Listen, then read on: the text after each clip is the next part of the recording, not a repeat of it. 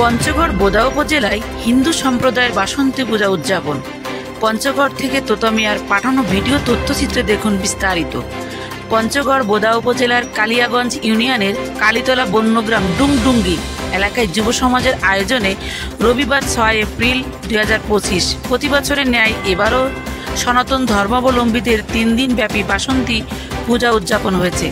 বাসন্তী পূজা উপলক্ষে মন্দির এলাকায় বসেছে মেলা। মেলায় সকল শ্রেণী পেশার মানুষের উপস্থিতি দেখে মনে হয় হিন্দু মুসলিম মিলে একাকার, সবাই কাঁধে কাঁধ মিলিয়ে মেলাটি উপভোগ করে। এছাড়াও পূজা উপলক্ষে ধর্মাবলম্বীদের জন্য ছিল নানান প্রতিযোগিতামূলক অনুষ্ঠান।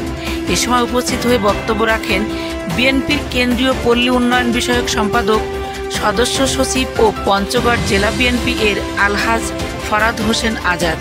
তিনি বলেন, আমরা হিন্দু মুসলিম কাঁধে কাঁধ মিলিয়ে এলাকার উন্নয়নে কাজ করে যাব। আমি সবসময় আপনাদের পাশে আছি, থাকব। এ সময় আরও উপস্থিত ছিলেন পূজা কমিটির সভাপতি, সাধারণ সম্পাদক ও উপদেষ্টা মণ্ডলী প্রমুখ। সমাজের চিত্র টিভি সংবাদের সাথে থাকার জন্য ধন্যবাদ।